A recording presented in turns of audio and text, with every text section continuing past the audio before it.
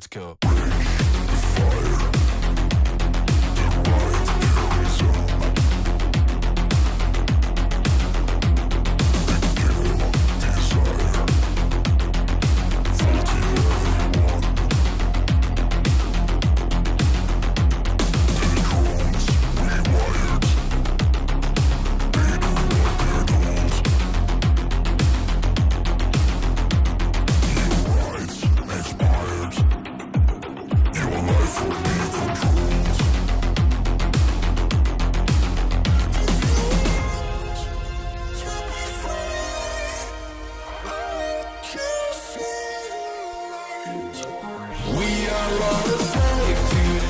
Alright guys, welcome back. It's been a month, but we are here. We're finally here again. This is Market Pulse Crypto. Today is March the 8th, 2025. And wow, do the markets just look like trash. Absolute garbage. Some would say we're in what they call Goblin Town. And this is why.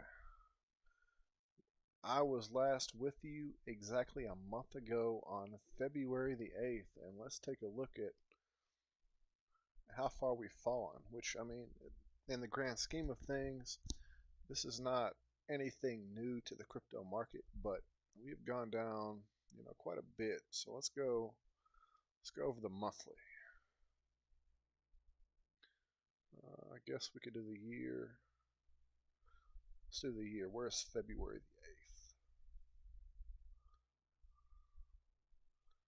So we're only down about $10,000. But when I last left you, we were sitting around a $96,500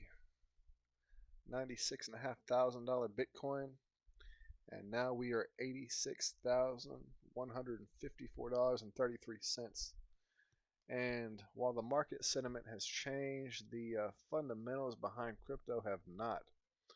This is the time when, you really want to accumulate because, things are not going to stay down forever. What goes up, must come down. But in crypto, we've seen the trend since 2010, and the trend is always up. I'm not saying that you're going to make life-changing gains within the month, within the next few months. But if you hold for the medium to long term, you're going to make money in this market. So I just want you to keep that in mind. We're going to kind of transition away from crypto a little bit. We're every stream we're going to continue doing this market overview. We'll take a look at the DXY here in a minute and show you the dollar strength index. But we're going to start talking about other economic movers like tariffs, geopolitical tensions, and things along those lines. But let's just go ahead and do our quick market overview. Going into the top 10 winners of the day, we have Quant up at about 10%, Kronos up at about 8.75%, Caspa up about 4.5%, Maker up about 4.25%, Story up at about 3.5%, Celestia up at about 3.5%, Avalanche up just over 2.5%, Nexo up at about 2.75%, BitGet token up about 2.5%, and Artificial Superintelligence, the Fetch token, is up at about 2.25%. Now let's see what coins are continuing their decimation. We have Pi. Now this is a newcomer that just launched their mainnet on the 20th of February. They are now a top 20 token. We'll take a look at that here in a second, but they are down at about 10.5%. You've got Radium, the top exchange for Solana, top decentralized exchange for Solana, I should say, down at about 5.5%. We have Jito down at about 5.75%, IOTA down at about 5%, Jupiter down at about 5%, Gala down at about 4.75%, Pepe down at about 4.5%. WorldCoin down about 4.5%. SUI down at about 4.5%, and SEI down about 4.5%. The volume has fallen off a cliff because we are in the weekend. That's nothing new. Total crypto market cap is down significantly since the last time I was with you guys. We are down to 2.82 trillion, and I believe the last time, I think we were around 3.2 trillion. Let's see if we can look at that. February the 8th.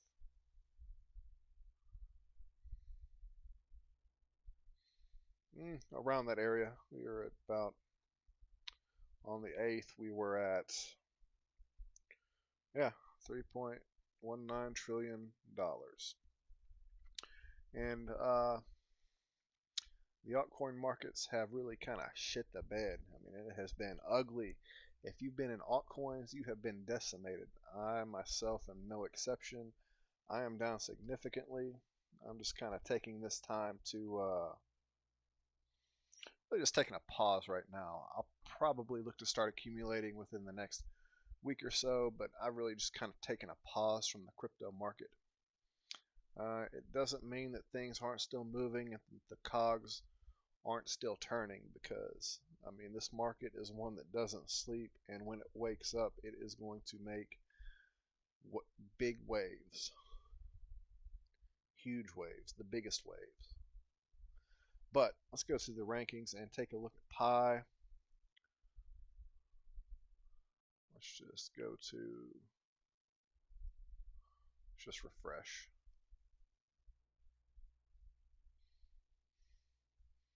Let's see here, Pi is ranked 11th. This is a project that you could mine on your phone back in, I believe it launched in 2019. You could mine this coin for free. I was lucky enough to get in and get some easy coins, but not nearly as many as I could have gotten. But this is something that was basically free money if you got in early and just mined this on your phone. It's trading at $1.60 right now, but this thing was up to, what was it, $3? And I would expect this to start going up even more, because it's, I mean, I would expect it to be listed on some major exchanges like Binance or Coinbase, just due to just the sheer amount of people that are interested in this project. I believe it has, let's go look at how many X followers it has. I believe it's around 4 million or so. 4.1 million followers, as you can see here. So that is a pretty substantial community that they have over here on the Pi network. But looking at the price action,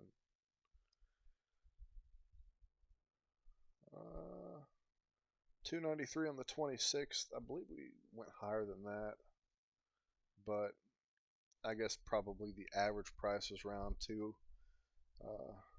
$2.93 for a high.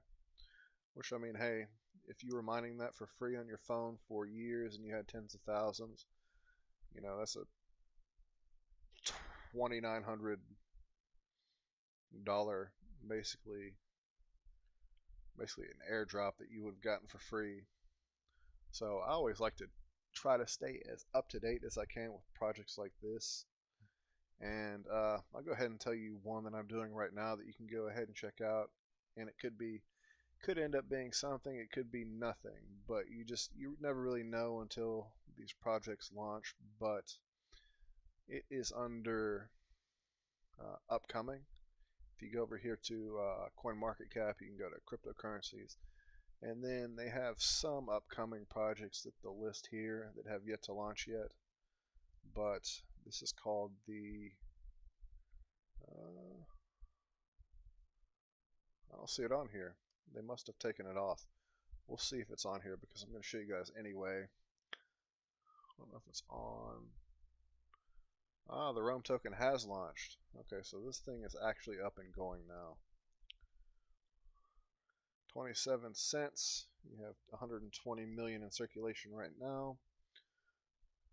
When did this launch? Oh, so this launched. Looks like it went live. Yes, or that would have been Thursday. Where can this be traded? Let's see. It's a decent amount of exchanges for its first week.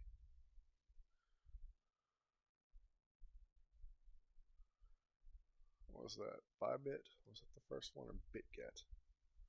Oh, it is on Bybit. Okay. But we'll go ahead and show you what this is. What you can do is download this app in the App Store, Play Store, depending on what kind of phone you have, and you can connect this to your Wi-Fi, and you'll be credited with 100 points. And then every day you can check in and claim 10 points, and these points can be used to trade for the Rome token itself. And the cool thing about this is that any public Wi-Fi that you go to and connect to, you can claim, and you'll get 100 points for every new Wi-Fi that you connect to. And after that, anytime you're back at any of these locations, you can reconnect to that Wi-Fi and claim 10 points, as long as it's 24 hours after you claim the original 10 points or 100 points. So let's say you were at like McDonald's and they had an open Wi-Fi. You connect to that and you can get 100 points. Then you could go in and claim 10 points. Then say you're there the next day, you can go in and claim another 10 points. And you can do this anywhere that has free Wi-Fi that you can connect to, and this could be another big thing. This could be seen as like a competitor to Helium. We'll go ahead and just read your description about it. We'll see if they have a description on here. But this is basically like a data sharing. Rome is the largest decentralized wireless network worldwide, committed to creating an open access global wireless network. Rome ensures automated wireless connections, seamless switching between different networks, and secure connectivities for individuals, smart devices, and AI agents. By leveraging a blockchain-based credential infrastructure, Rome has facilitated the widespread adoption of Wi-Fi open roaming, offered global smart eSIM devices, and enabled a privacy-protected data layer for AI applications. And that is a brief overview of Rome. So if you're interested, you can go ahead and download that app from either the Play Store or the iPhone store. And that is Rome. Now, the next thing we're going to talk about is we're going to do this watch along together. Trump announced the Bitcoin Strategic Reserve and signed that executive order on Thursday. And the next day we had a crypto summit at the White House, which we're all going to watch together. I haven't seen this yet, so we'll kind of, and I haven't really heard any details from X about anything that went on at this summit, so we'll all just kind of watch this together and, see what's said. Now, here we go.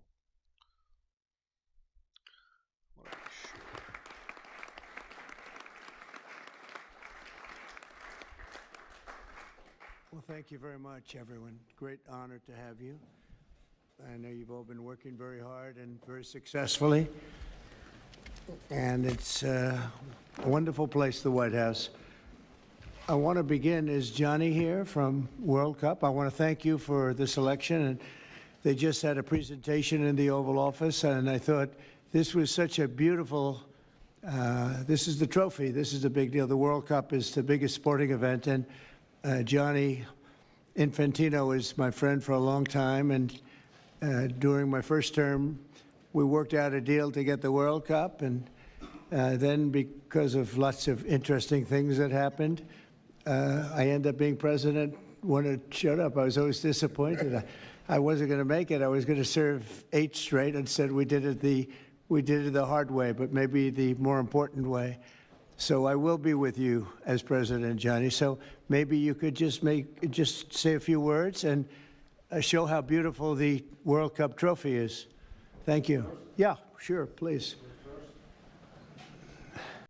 Savings you just can't beat.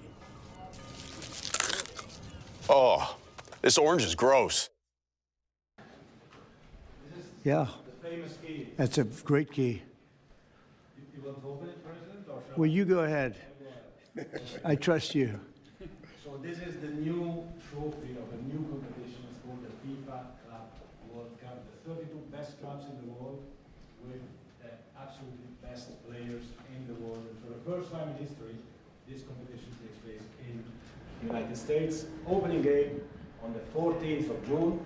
Right. Obviously in Miami. Final on the 13th of July this year in New York, New Jersey. But it's not that. The trophy is special because it is a key, and because, as you can see, if I manage to do that, yes, it's a bit tricky. It's not. So this is a trophy. It is a trophy which represents, and that's why I think it's interesting to show this trophy exactly in this form, because it represents the past, but it's also projected to the future. There is no other sports trophy which looks like that. It has engraved the history of the game, of soccer or football as we call it, the participating teams of the first edition, the stadiums, beautiful stadiums in 11 cities in the United States of America where this competition will take place. So at the same time, past, present, and projected to the future. And if I may, President, say another 2 words, and then I let you work. I would like to congratulate the President and the administration for, not only for the World Cup, the Club World Cup, the World Cup, and the great work done, but also for this initiative that you are speaking about here. If I may add something in this respect, I'm not an expert at all, but FIFA, as you know, is a brand which is globally known, a very strong brand. The soccer economy in the world is worth around 270 billion a year. 70% of that, Mr. President, is in Europe. So imagine the potential that there is around the world only in soccer if we develop it. And so FIFA is very, very interested under my presidency to develop a FIFA coin, to do it from here, from America, and to conquer the 5 billion soccer fans in the world. So if there is anyone here who is interested to team up with FIFA, here we are together with the United States of America, and we will conquer the world of soccer with the FIFA coin. Thank you very much. Thank you. That coin, that's that coin may be worth more than FIFA in the end. It could be quite a coin, actually. Huh? Anyway, thank you, Johnny. Great job. I just thought you should see this trophy because it's really, it's the biggest sporting event in the world, and we have it here. And we appreciate being selected. Thank you very much, Johnny. You do a fantastic job. And welcome to the first ever White House Digital Assets Summit. I know that many of you have been fighting for years for this, and it's an honor to be with you at the White House. I want to thank the White House AI and crypto czar David Sachs, Treasury Secretary. This is David right here, in case you don't know. You know David.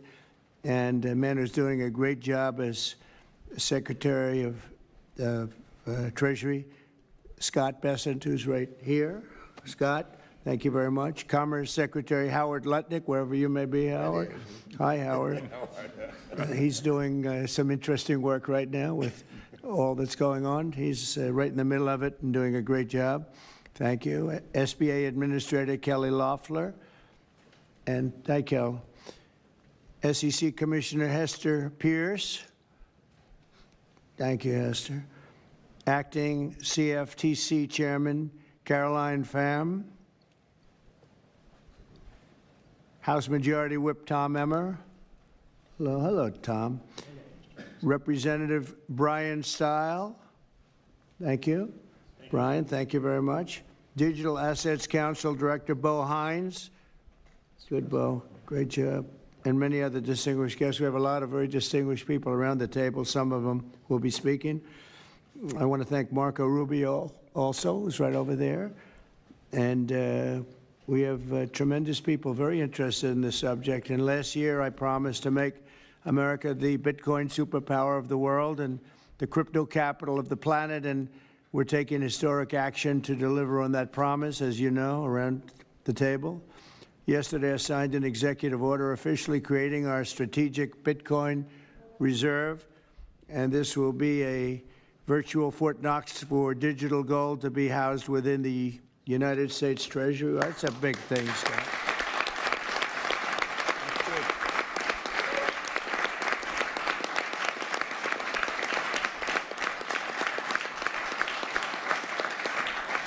The federal government is already among the largest holders of Bitcoin, as you know, really one of the largest holders in the world, with as many as 200,000 Bitcoin obtained via civil law and various other forms of law, and including enforcement actions. These existing holdings will form the foundation of the new reserve. Unfortunately, in recent years, the U.S. government has foolishly sold tens of thousands of additional Bitcoin that were worth billions and billions of dollars had they not sold them, but they did sell them, mostly during the Biden administration. And not a good thing to have done. From this day on, America will follow the rule that every Bitcoin knows very well: never sell your Bitcoin. That's a little phrase that they have. I don't know if that's right or not. Who the hell knows, right?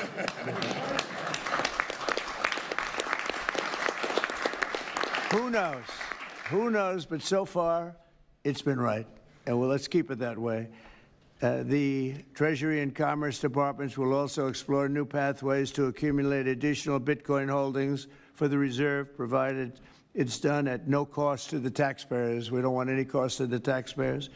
In addition, my order directs federal agencies to conduct an inventory of all crypto assets currently held by the U.S. government and determine how they can be transferred easily to the Treasury. Non-Bitcoin digital assets will be held in a new U.S. digital asset stockpile where they will be managed properly. My administration also is working to end the federal bureaucracy's war on crypto, which was really going on pretty wildly during Biden until the election came about. About 5 months before the election, he became a big fan because he heard how many people were in favor of it and how many people love it and respect it. But I guess it didn't work out too well for him. People understood what was going on and paved the way for groundbreaking innovations in institutional finance. Under the Bitcoin administration, regulators strong-armed banks. I mean, they really did. They strong-armed banks into closing the accounts of crypto businesses and entrepreneurs, effectively blocking some money transfers to and from exchanges, and they weaponized government against the entire industry. But I know that feeling also. Maybe better than you do. All of that will soon be over, and we are ending Operation Choke Point 2.0.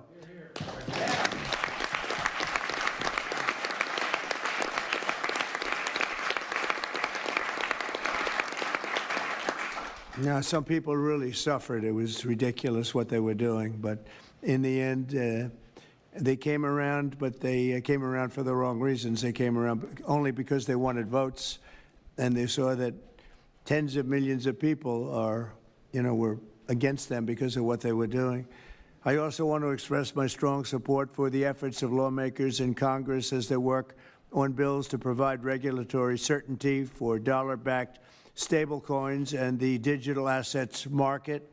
They're working very hard on that. This is a tremendous opportunity for economic growth and innovation in our financial sector, and will really go a long way. I think it's going to be a tremendous, we feel like pioneers in a way, of tremendous method of growth.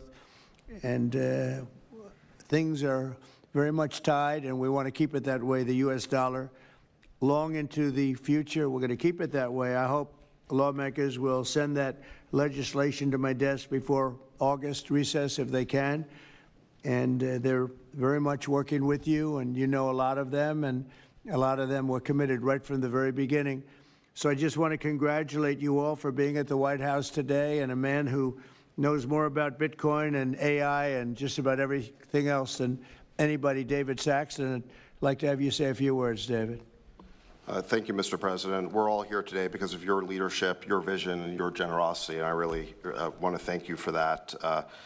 We're also here because of your desire to make America great and to introduce a golden age in America, including for digital assets. And we're here because of your love of innovators, or as you might say, high IQ people. Yeah, we know you love high IQ people. And we have about 30 of them here in the room today. These are the top people in the digital asset industry. And one other thing that I think that you love is legal fairness. This is an industry that was subjected to prosecution and persecution for the last 4 years, horrible lawfare, and nobody knows what that feels like better than you do. So we really appreciate the fact that you understand legal fairness and that you're always willing to fight for the right thing, for legal fairness. You never back down. You stand defiant, even in the face of an assassin's bullet. It's an inspiration to everyone in this room, I think. So it's an honor. Thank you. Thank you. So I just want to say it's an honor to work for you. It's an honor to work for a president who works every day to get so much done on behalf of the American people. Your administration is moving at tech speed. It's really amazing. It's actually faster than any startup that I've been part of. Is that your administration moves even faster. So I just want to say thank you for having me be a part of it. I've enjoyed every minute of it. I love working for you, and thank you again for this opportunity. Thank you, David, very much. For the ones who get it done, the most important part is the one you need now, and the best partner is the one who can deliver. That's very much appreciate it. And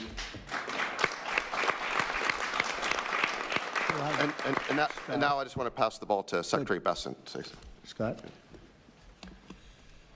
Good. David, so today, when President Trump has signed the executive order to establish the strategic Bitcoin reserve and stockpile, we're going to position the United States as a leader among nations in the digital asset strategy. It's important for the United States to recognize this fact and get ahead of the other nations in the digital age. We applaud the President's direction to use the digital assets already in possession of the nation, and we are going to establish this Bitcoin reserve. We will use this authority to augment the assets side of the United States balance sheet. As I've said many times, President Trump is creating assets for the American people, while most past presidents have created debt, and a large part of this asset program can be in digital assets. We are going to end the regulatory weaponization against digital assets. The Biden administration's actions did nothing other than punish innovators, and that all of you have made it here today is really a testament to your fortitude. Much of Treasury's responsibility in this order relates to the tax code and determinations around risk weightings, and I'm here to assure you that we are going to work with the Controller of the Currency, the IRS, and we're going to rescind and amend all applicable previous guidance. And we are going to put a lot of thought into the stablecoin regime, and as President Trump has directed, we are going to keep the U.S. the dominant reserve currency in the world, and we will use stablecoins to do that. Thank you.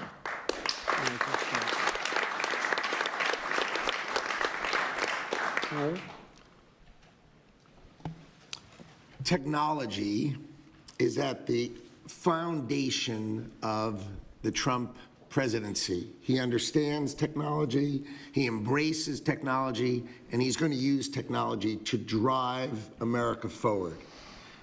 The blockchain and Bitcoin technology are a key part of that thinking, and embracing that, and here today shows how much a leader the Trump administration and our president is. He understands it, he embraces it. As you said, you're a pioneer in this place, And this is where we're going.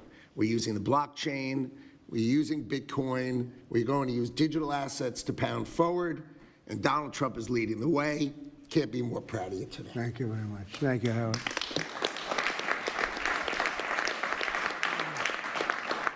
Kelly, go ahead, please. Thank you, Mr. President. This is truly a historic day, and as a crypto founder, I couldn't be more proud to be part of your administration. You're moving at the speed of tech for sure, and I will just say it's a great day to have the war on not just crypto, but the war on innovation done. And under your administration, we are truly going to enter into the golden age. And I'll just say, as the administrator of the SBA, small business is a tremendous network that crypto can be deployed against, and so the SBA is open to crypto. So I look forward to working with all of the leaders in this room to advance your efforts here. Thank you. Thank you, Kelly. Thank you very much. Tom, please. Well, Mr. President, I want to say thank you. I want to thank you for the amazing team that you put together. I want to thank you for David. I mean, this kind of a meeting, no one in this room could have envisioned this just a couple years ago. You are the one that has the vision. You're the one that said, we are going to do 21st century finance right here in the United States of America. I've been doing this for 9 years.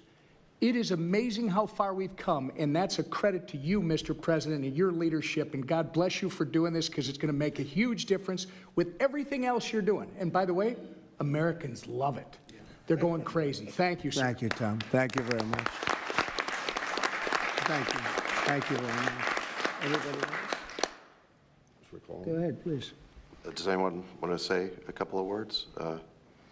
Cameron or Tyler, do you want to? You're very shy in front of the camera. Actually, Cameron, I think you said something earlier that I thought was really profound. You said that a year ago you thought it would be more likely that you'd end up in jail than at the White House. Do you, not to put you on the spot, because you didn't do anything wrong, but that was the environment a year ago. But do you guys want to say something, either one of you? Sure, that was actually Tyler who said that. but it's sorry, I still get mixed up. But yeah, we never thought that we'd get attacked the way we did in our backyard after trying to do the right thing for so many years and always trying to raise the bar with respect to regulations. So it's truly wonderful to see how things have changed and how the pendulum has swung back in the way that it has. And we've always felt that the U.S. should lead in Bitcoin and crypto, and it's ours to sort of lead and win. And it's just wonderful what President Trump has been doing with this, and we look forward to working together. And thanks for inviting us, David, and setting this up. Thank you. Thank you both. Please. I was just going to say thank you, Mr. President. Cameron takes credit for a lot of my things I say, so it's not the first time. But the U.S. won the internet, and the U.S. should win crypto. So thank you for your leadership on this. Thank you both very much. High IQ individuals around this table. That's what I always say. We need high IQ. So thank you very much. Would anybody like to say anything? Please. Okay, we'll come right. I just want to express my deep gratitude for the seriousness with which you're approaching our industry and how you're actually helping guide it in the right direction. I've worked with many central banks in other countries, and when I was working there, I was wondering why I, as an American citizen, can't help the United States financial system reach this higher level that the world is on course towards generally. Right. And so I'm very grateful that finally there's been a new level of kind of common sense and adoption of these ideas. Me and the other people in this room do believe that the crypto, blockchain, Web3 infrastructure is the next iteration of the financial system. And I think that the U.S. should have its leadership position continue in that new financial system. And I'm very, very happy to see people like David Sachs, Secretary Bessent, Secretary Lutnick taking this very seriously with their time, and very grateful to them too. So I'm just overjoyed to see this, and I think it is a big part of how the U.S. can continue its role in the global financial system. So thank you. Thank you very much. Right. I thought it was very important that we stay in the front of this one. This is a big one. And as you know, China is pushing forward and very strongly as usual. But we're way in the lead, as we are in AI and other things, and we want to stay there. So I thought this was very important, and we have some brilliant people sitting around this table. and it's an honor to have you involved. But we want to stay at the forefront of everything. And this is a very important day in your lives. I know you worked, some of you, very long before people really understood what was happening. And so I congratulate you. But this is a big day. Being in the White House is a big deal. And you have great support. Thank you all very much. Thank you very much. Thank you, please. Thank you very much. Thank you, media. Thank you. Please. And well, that was the much anticipated crypto summit that we'd been waiting for. Although the big news really came the day before with signing the executive order establishing the Bitcoin reserve. So nothing earth-shaking came out of this crypto summit, but we are getting an end to the regulatory war on crypto, and we have established a crypto reserve here in the United States, which is good for the industry as a whole, as we are gaining more legitimacy and standing and credibility in general. So that is what we have there. And I did mention earlier I was going to look at the DXY, which I forgot to do before we launched into that video. So let's go ahead and go over to TradingView and take a look at the dollar index. And here we go. Usually when this thing plummets, it is good for assets in general. And this is on the monthly. We have a bearish engulfing candle here. Oh, this is Bitcoin. What are we doing? Bitcoin. We're just on the DXY.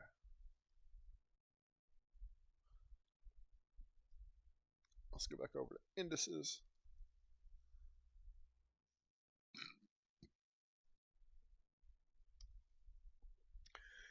Here we go. So on the weekly, oh, look at this. This is a massive bearish engulfing candle on the weekly, which I believe the weekly closes tomorrow at, yeah, the weekly closes tomorrow, and it will be really interesting to see what the DXY does after this. This is the lowest it's been since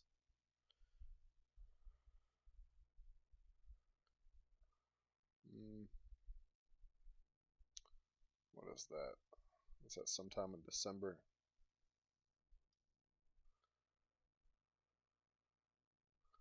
The last week of November. So we'll see what this does and what this means for Bitcoin and the wider cryptocurrency space. We could be looking at a big run up in crypto at the end of the year, which would follow traditional cycles. I know a lot of people thought we were going to have another spring run up like we did back in 2021, and I kind of lean towards that as well. But I mean, we could be looking at a blow off top sometime in November, December, which would traditionally follow historical Bitcoin cycles. Or who knows, we could have a huge run up by the summer. We'll just have to wait and see. The market is going to do what it wants to do when it wants to do it. But let's transition away from crypto now, and we'll go into some tech news. And this one is interesting. This is China's new quantum machine runs 1 million times faster than Google's. We are pretty much in a cold war with China in terms of economic influence and technological development. So we'll go ahead and read this article right here. It says a new quantum computing breakthrough has sent shockwaves throughout the tech world. Researchers at USTC unveiled, I'm not going to try to pronounce that, a 105 qubit machine that processes calculations at speeds that dwarf even the most powerful supercomputers. It marks another leap forward in the quest for quantum supremacy, with the team demonstrating computational power orders of magnitude beyond Google's latest results. So this is a breakthrough in quantum computing with the Zhuhai 3, a research team from the University of Science and Technology of China, USTC, part of the Chinese Academy of Sciences, along with its partners, has made significant progress in random quantum circuit sampling using, oh, I'm sorry if I'm butchering this, but Zhuhai 3, a superconducting quantum computing prototype equipped with 105 qubits and 182 couplers.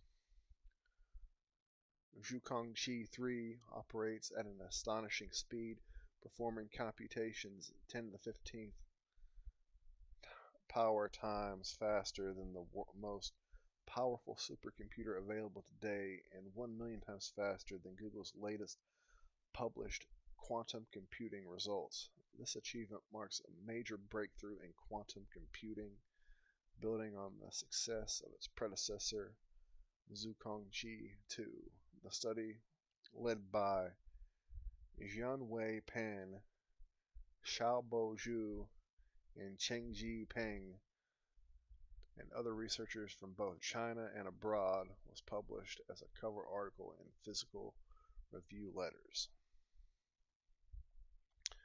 Alright, the road to quantum supremacy. Quantum supremacy, the ability of a quantum computer to perform tasks beyond the reach of classical computers, has been a key goal in the field.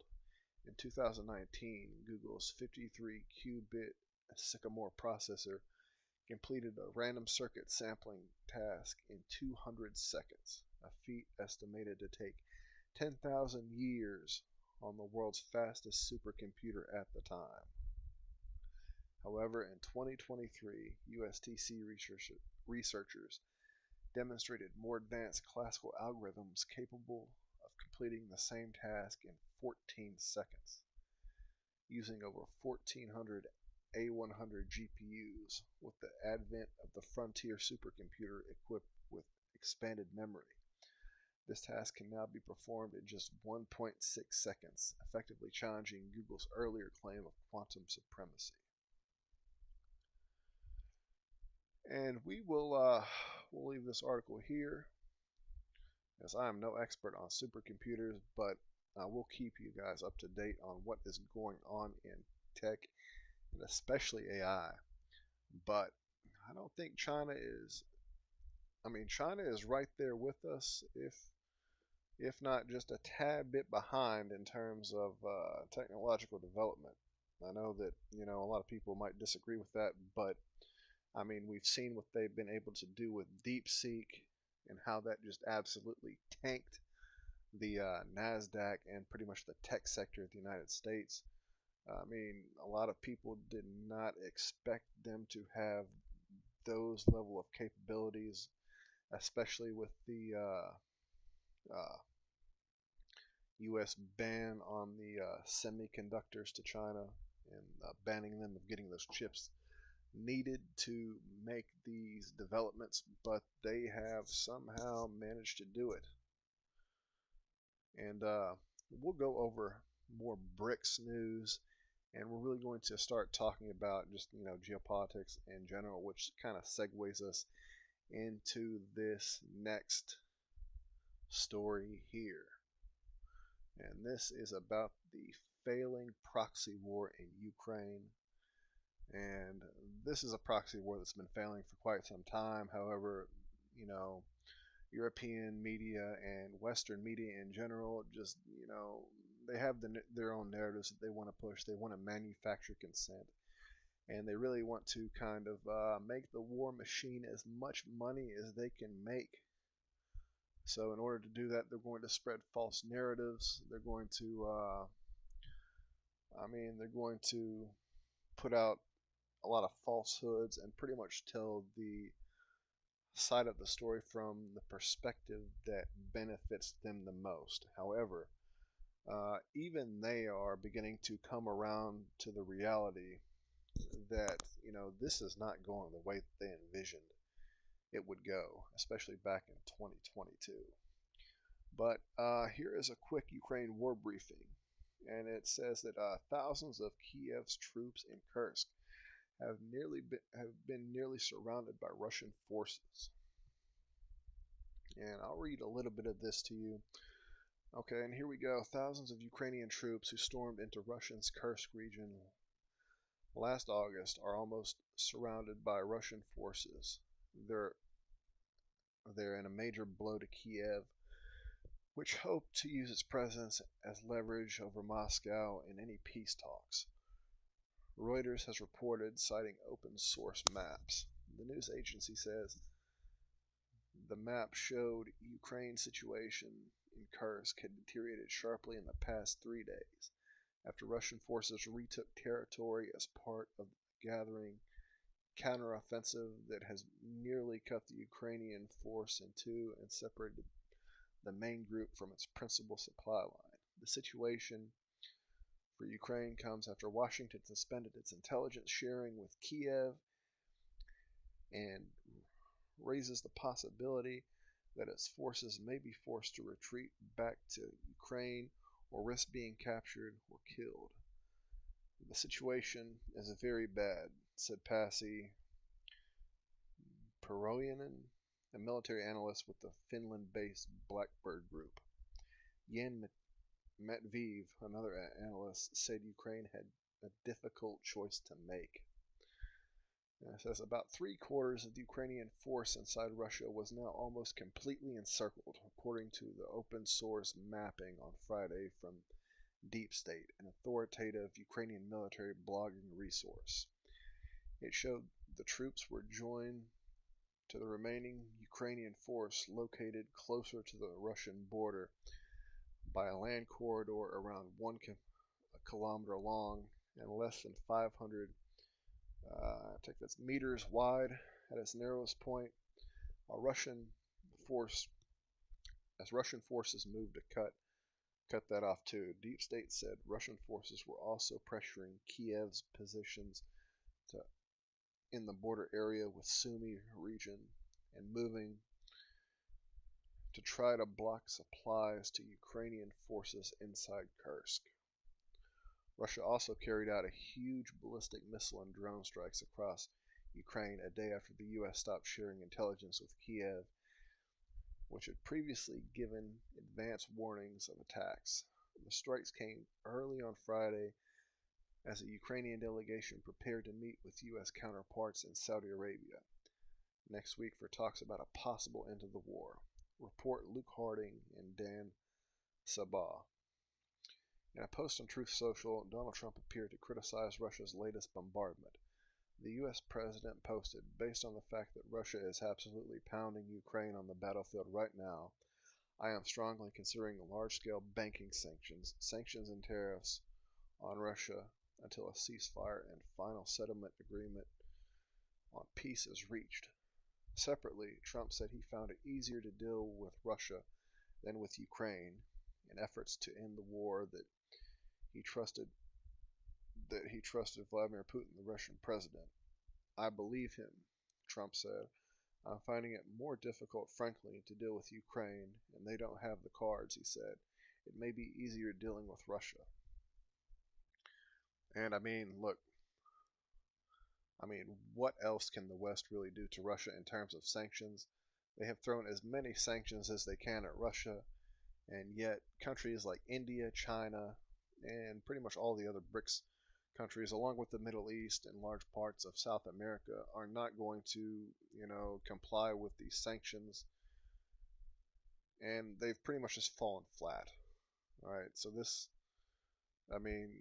realistically, expecting sanctions to do anything more to the Russian economy is pretty much just hopium at best. It's purely delusional at worst. So we will continue to see how this plays out, but hopefully with this new administration, we're going to get an end to this absolute clusterfuck of a conflict that we've had for the past, 2 or 3 years.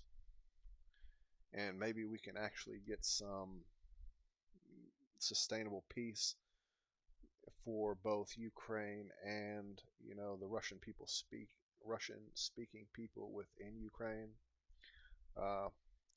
Because this really dates back all the way to 2014. Uh, let's see what else. Vladimir Zelensky responded to Russia's strikes by calling for a truce covering air and sea. The first steps to establishing real peace should be forcing the sole source of this war, Russia, to stop such attacks, the Ukrainian president said on Telegram. Moscow has rejected the idea of a temporary truce, which has also been proposed by Britain and France. It says U.S. aerospace company Maxar Technologies disabled Ukraine's access to its satellite images after a request from the Trump administration. Maxar said it had contracts with the U.S. government and dozens of allied and partner nations, and each customer makes their own decisions on how they use and share data.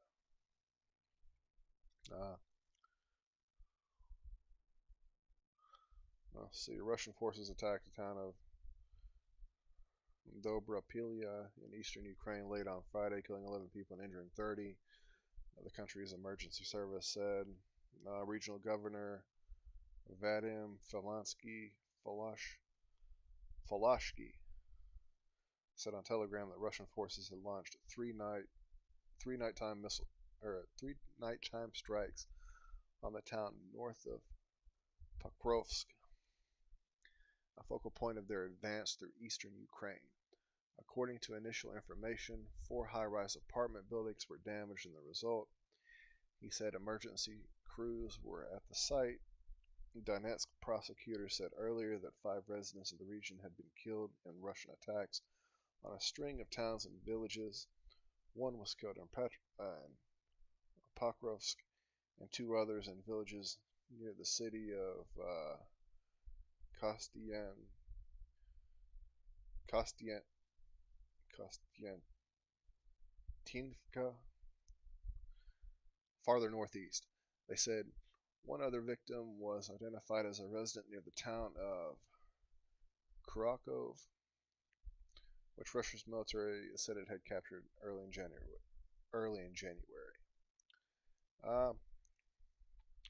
Well, that is a quick update on what is going on in Ukraine.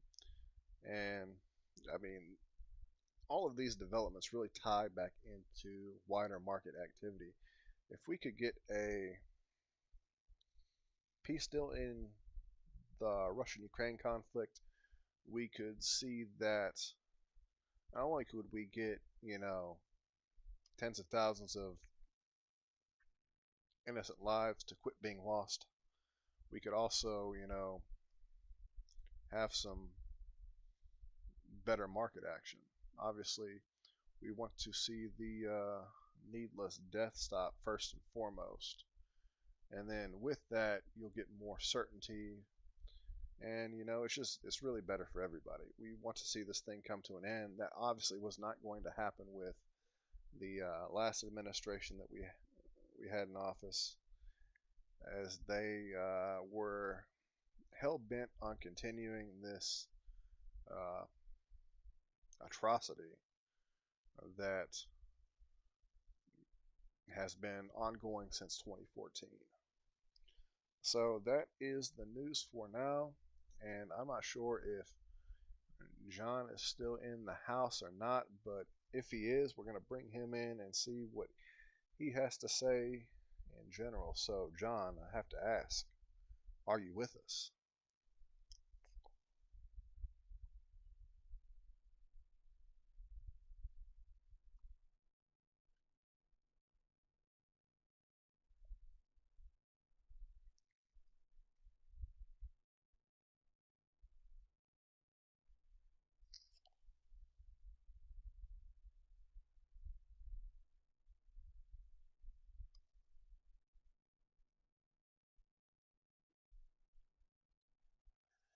Hello.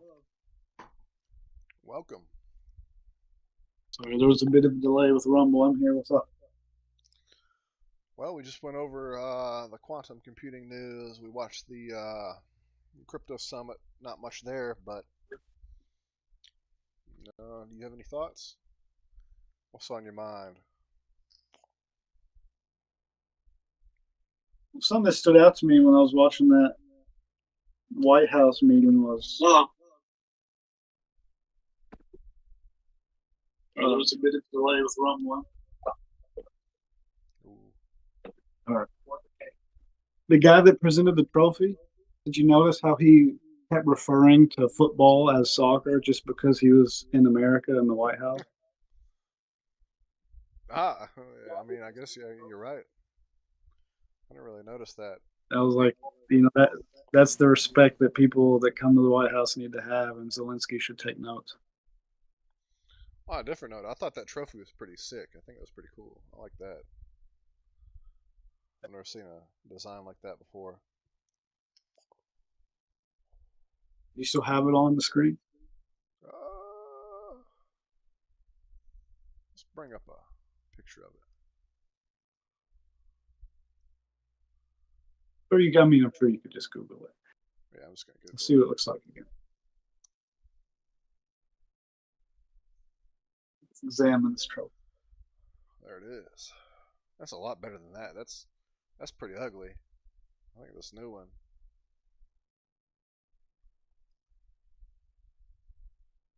Yeah, look at that. I like that a lot.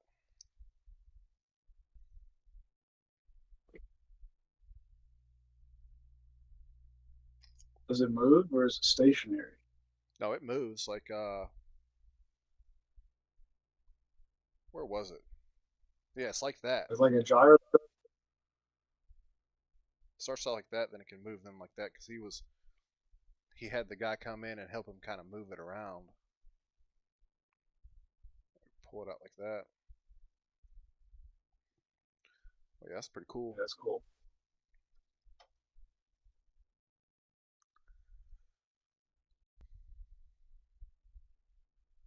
Yep, very cool. Have you bought any more Toshi? Like the thing is, you have a lot of Americans even calling soccer football, but just because they respect Europe. But he comes to the White House and he says soccer. Yeah, I think that's pretty commendable of him.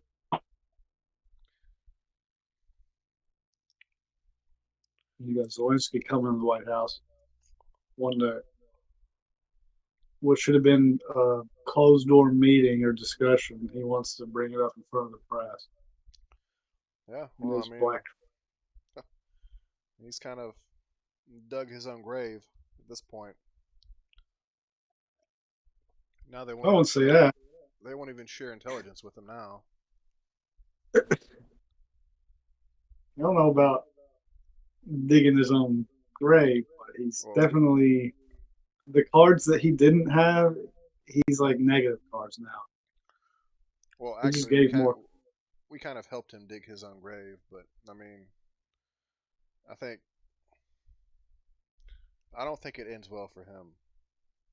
I mean, history for him. Yeah, I was wondering how the Ukrainian public is viewing this. I don't have Ukrainian friends, but that'd be very interesting just to see how like the narrative is going after that meeting. Everybody knows. Hey, please call me because I'd love to see it. Yeah, by all means, if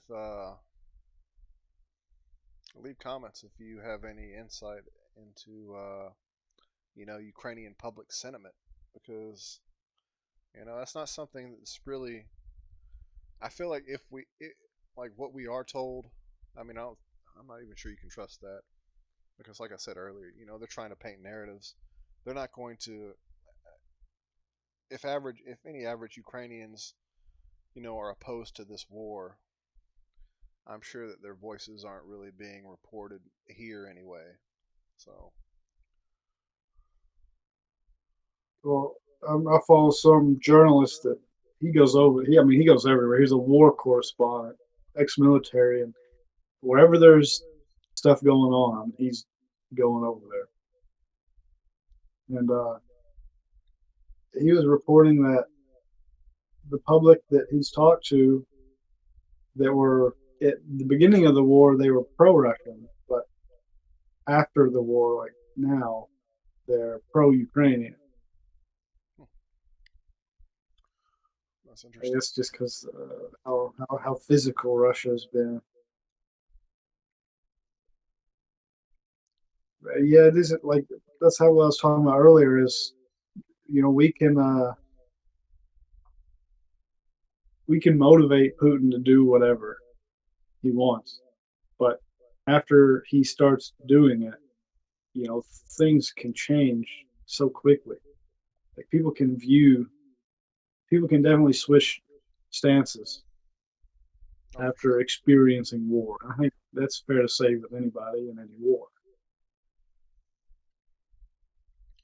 Absolutely. You can be for, like you can start out being for a good cause, but then experience the wages of war, and at the end of the day, you just want peace, and you really don't give a dang about the politics anymore. You just want to be able to rest your head at night and have food on the table and a healthy, safe environment.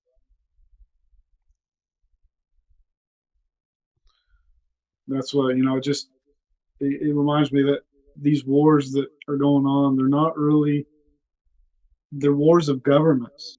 They're not the people don't want these wars like China, Ukraine, Russia. You can make arguments for the Middle East just because the people are so involved in their beliefs, but a lot of these wars that are being rumored and happen even in history, the wars of these governments that are making like big moves for power and money and land and minerals, whatever. And people don't want that. I think if all the people truly had the power, I mean, you could even make an argument they don't have the power in the United States because it's especially now since it's all going to the technocracy route and all the tech moguls are and their influence on the platforms and stuff, what they allow and what they don't. They're the ones that have the true power. And if the most free country in the world doesn't necessarily have true power, all these other countries, they really don't have true power. But if the people actually did, then I think these wars they'd get squashed in a heartbeat. That's my 2 cents, though. What you got to say about it? I was gonna look at this.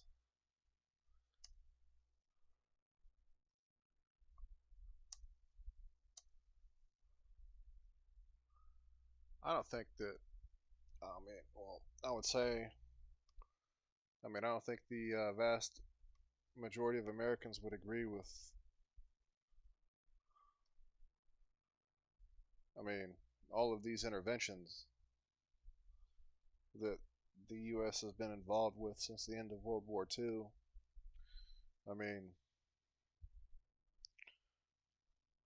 most recently, well, Afghanistan, that turned out to be a. That started back in 2001, and that was a disaster.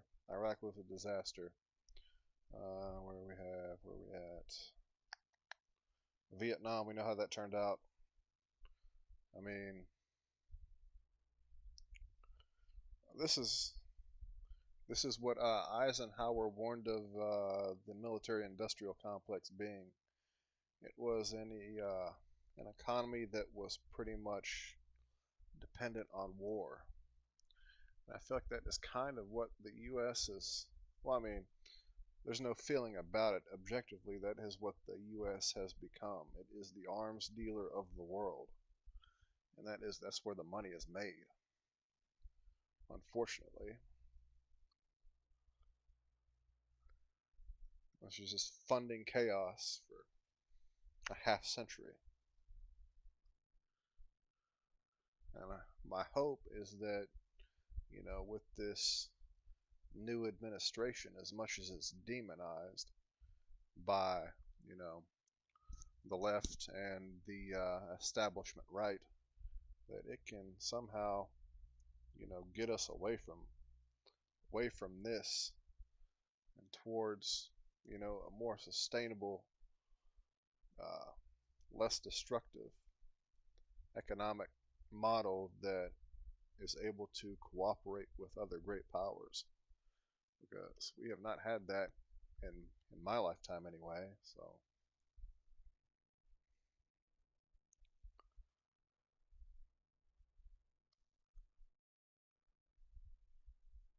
Yeah, I mean, I wouldn't argue that we have.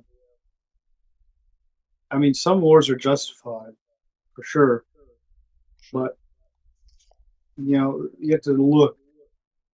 I would have loved to have been around during all these conflicts. Like you have to see who's in charge and what ulterior motives people that are in charge. What motives do they have going to these countries? And they don't ever seem to look at long-term ramifications, how it might come back to bite them in the future. Like you can, like just like we were talking about Russia, Ukraine, you can start out with a good purpose, but you just don't see how the public, how things can shift once you start to mess with other people's way of life. And that could, it evolves like people that go through it like later on in their life, they remember it and they grow up with like a sense of animosity and they start to see you as, I guess the enemy. I think look at America and the Middle East.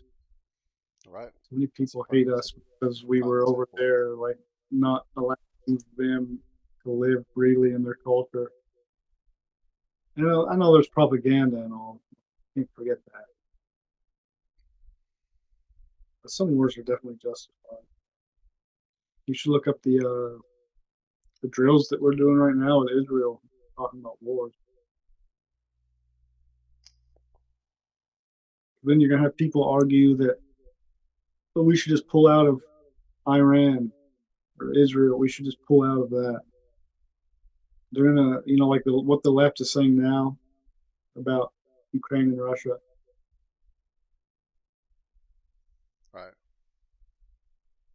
It's almost gonna be like the inverse if we get involved in the Middle East. It's like the people that want to, like the right, that want to pull out, don't want to get involved with Russia, Ukraine. Right. They're also you're gonna have right and left now saying don't get involved in the Middle East.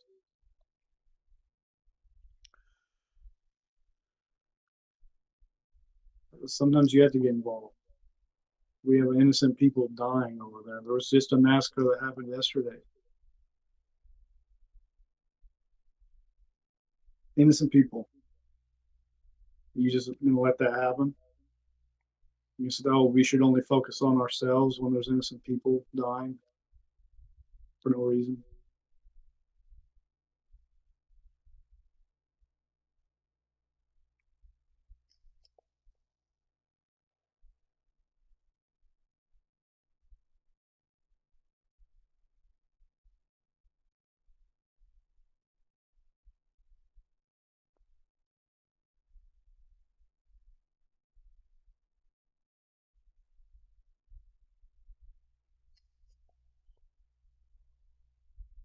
I guess next time we need to bring up the tariffs. We didn't mention that at all. No tariffs mentioned at all. That's going to be that's going to be another thing that can drive global conflicts. We'll see where that goes.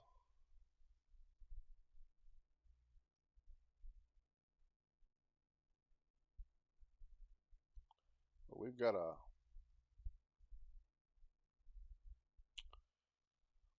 a large trade war looming. Well, it's about to commence.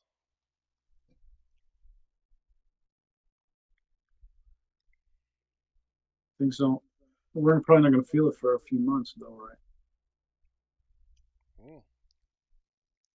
Hopefully, if we're lucky.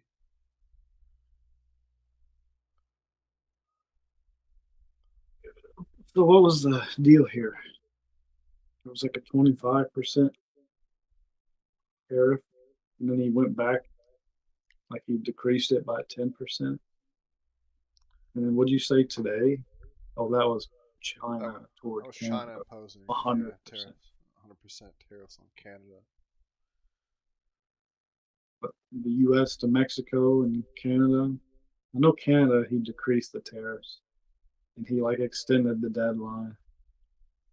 They like go back up. What was it? Next month or so. Oh, what is this from CNN? Trump threatens new tariffs on Canada, including 250% tax on dairy. I don't know how much dairy we get from Canada.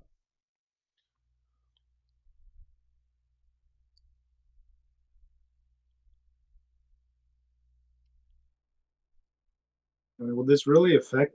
I know if things stay the same and we start tariffing everybody, yeah, we'd probably suffer from it. But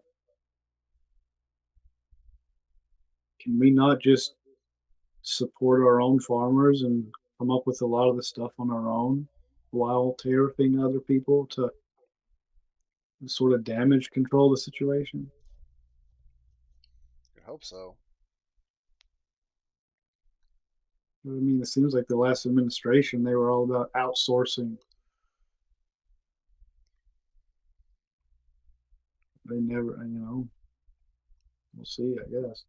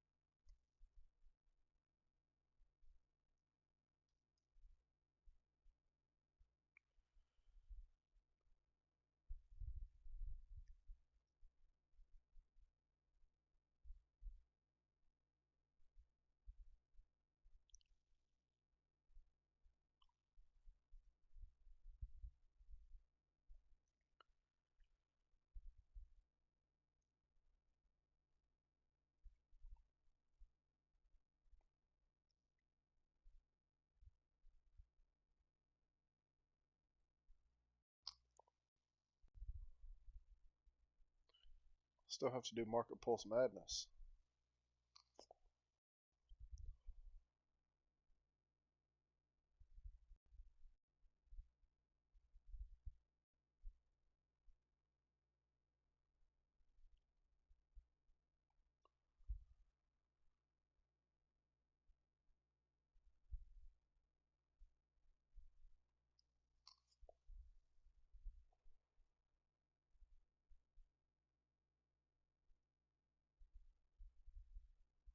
Check something.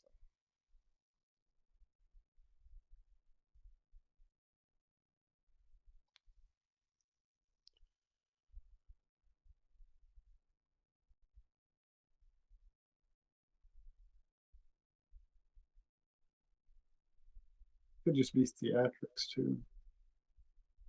He makes people panic just to bring them to the table.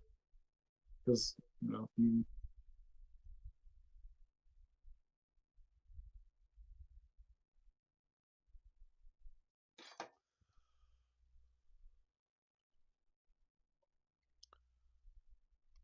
If we have anything trending on Yahoo News.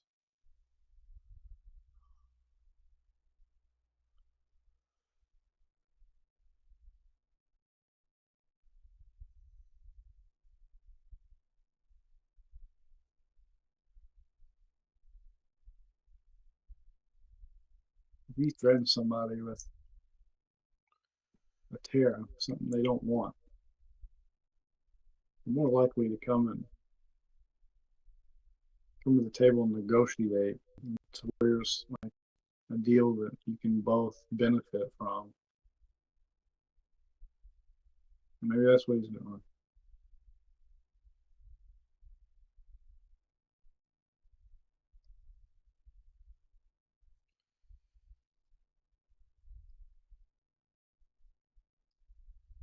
I did hear about that. The Pope was hospitalized or something. I don't know if he's still in the hospital or not.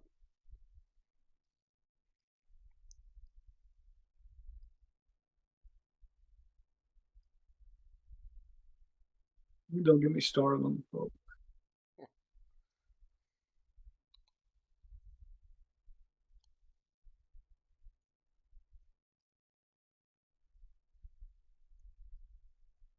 Heard somebody predicted that the next pope is going to be the last pope.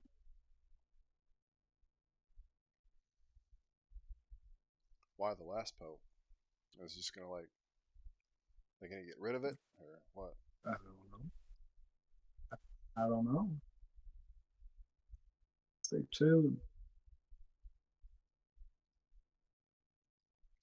That's something we could have covered. That's something we can cover in the uh, next show. Is the disaster happening in Syria?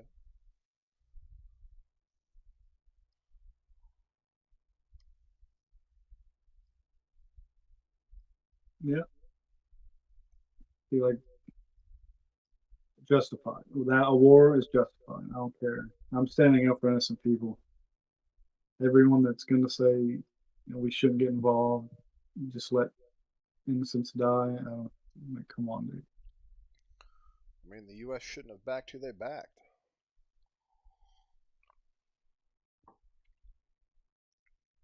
It don't matter who you back, though.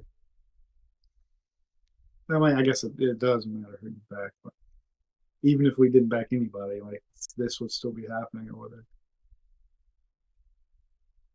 It has nothing to do with. You could say like you could, you could make the argument about Russia. They shouldn't have backed Assad. They probably should have backed Assad, considering where they're at now. I mean, the U.S. was basically funding proxies against Assad since 2011. You can thank Obama for that. There's no winning. Like this conference, this argument is futile because there's no winning. No side's going to win it.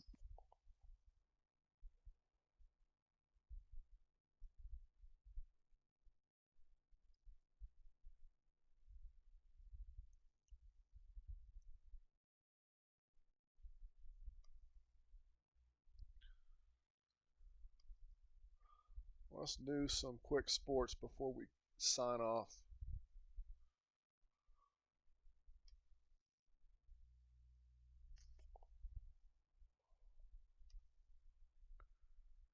See what we got.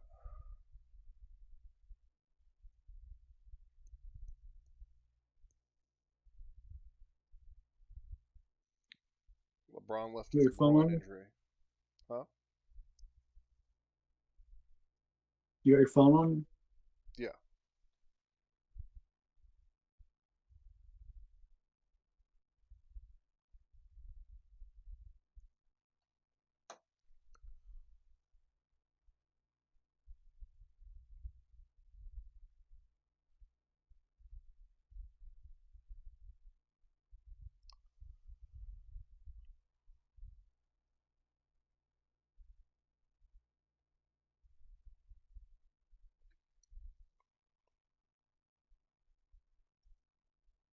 For your sports channel now?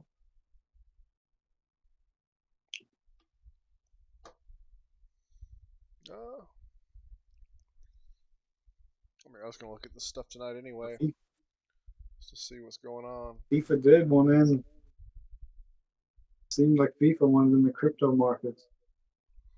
Oh, they said something about launching a new coin. The Lakers play the Celtics. Lakers lost to the Celtics. Let's see what the standings are. Oh, you lost me.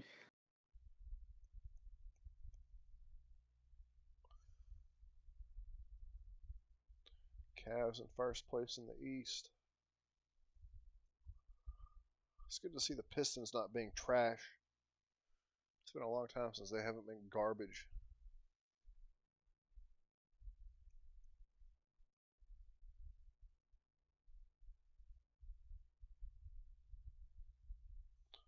We're a long ways away from the days of Ben Wallace and Rasheed Wallace. Rip Hamilton, all the way. Rip Hamilton, Tayshaun Prince, and Chauncey Billups.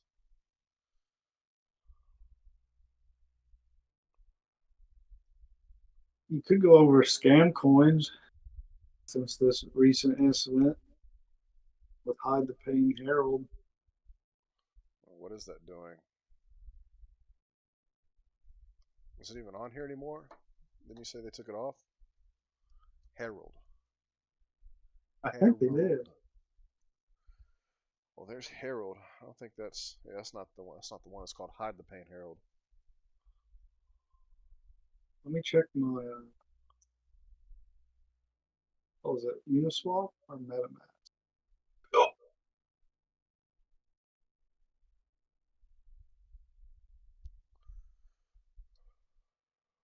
Yeah, it was Uniswap.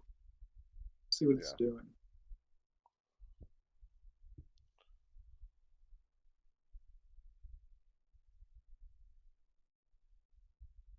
It's flatline today. Flatline for, is it dead? No, it's not. Well, the last spike it had was February 14th. It's been dead since February 14th. R.I.P.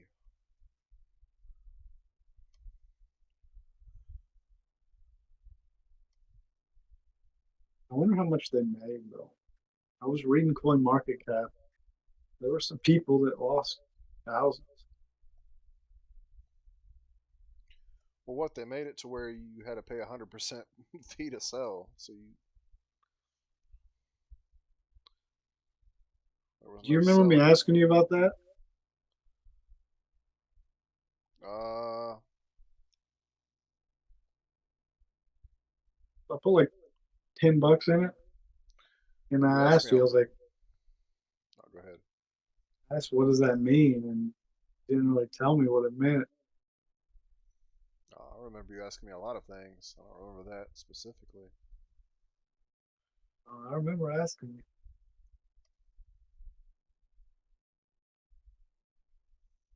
I think you asked me after you bought it.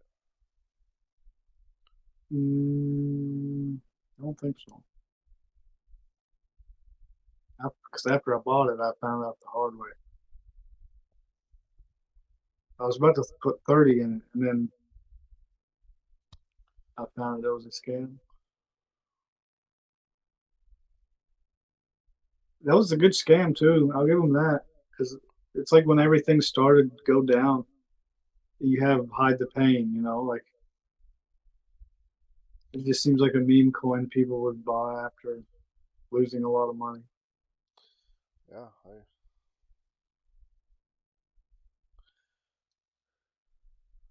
I'm not going to. I'll mention it this once, but we're not going to talk about it anymore after. But that pump fund that we went over, I think that might have been the last. That might have been the last stream. Was me showing pump fund. We're not going to do that anymore because that's. What do you mean? The pump fund. Remember the pump? What was it? What was the site where it would graduate? Bull. Yeah, we're not doing that anymore. That's. Why?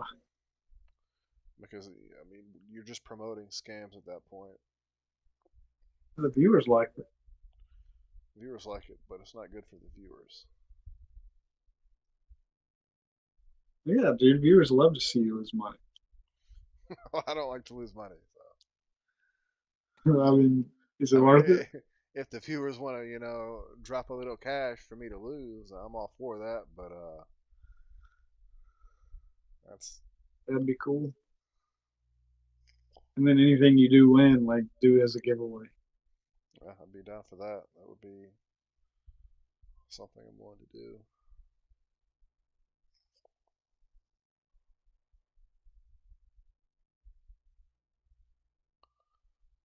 What is this right here? Cato. I mean, it's good to know though that scams just aren't on sites like that. They're also on CoinMarketCap. Something's fishy about that because CoinMarketCap allows scams to survive on their site for weeks. And supposedly CoinMarketCap gets money somehow. I was reading somebody talk about it on CoinMarketCap, how they earn money for hosting these coins, even if they are scam coins. So just, more research, the better. If it says selfie, make sure it doesn't say 100% selfie. Selfie. Cell space.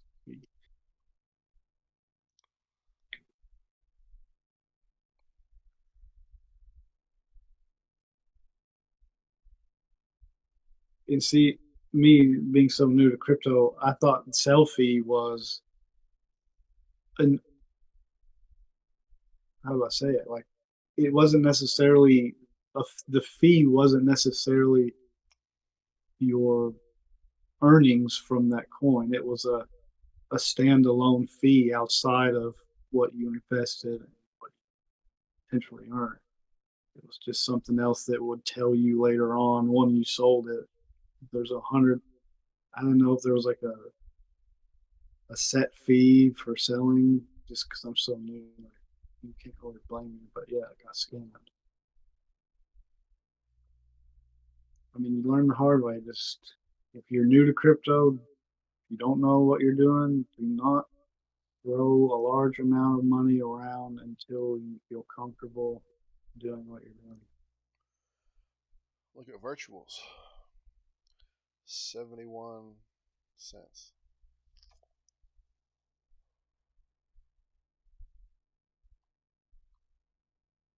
It's pretty bad. Everything's bad. Peak. I'm disappointed in Peak. Peak will come back. Peak has actual backers, big backers. How much is Peak right now? That might be something I buy this week. You know, it's has stayed pretty consistent through all of this is Moonwell. Oh, Moonwell?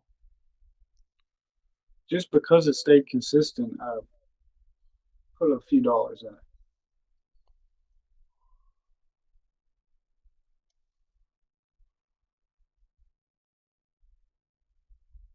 Like, they can stay consistent through this crap show when things go up. I mean, hopefully it's doing.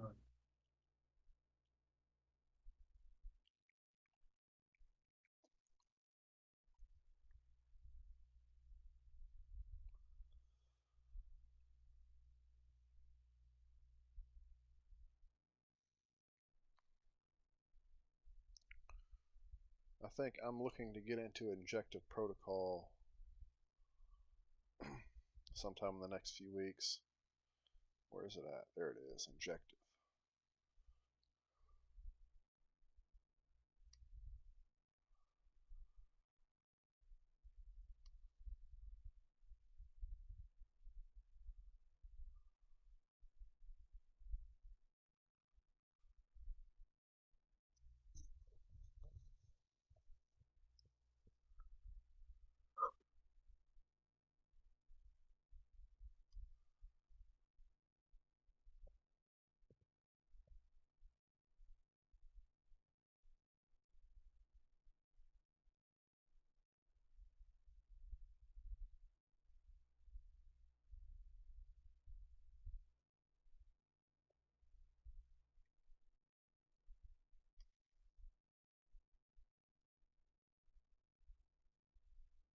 I'll be honest. As soon as my alts, if they even break even, I'm gonna sell them and put it all in XRP.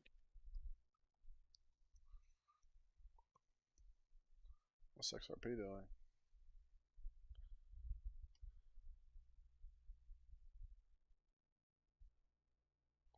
Oh, it's holding pretty steady.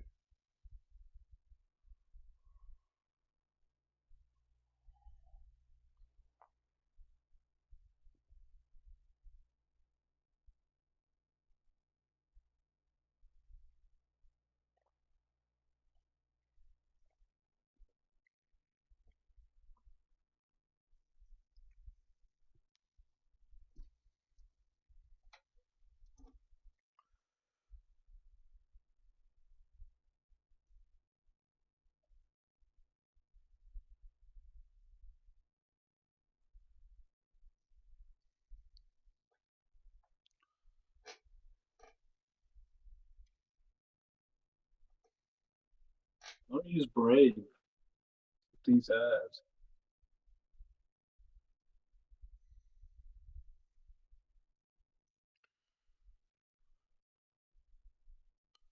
Might do that.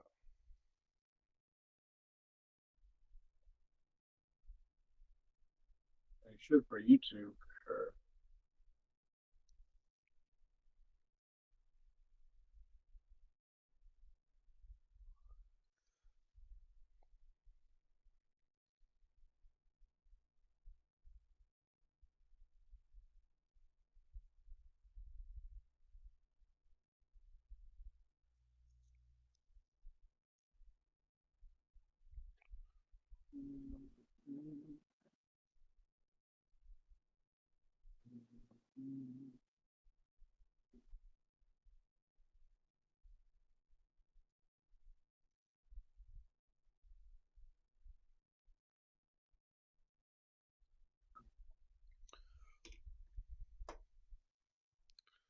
All right, I think I'm going to end that here for tonight.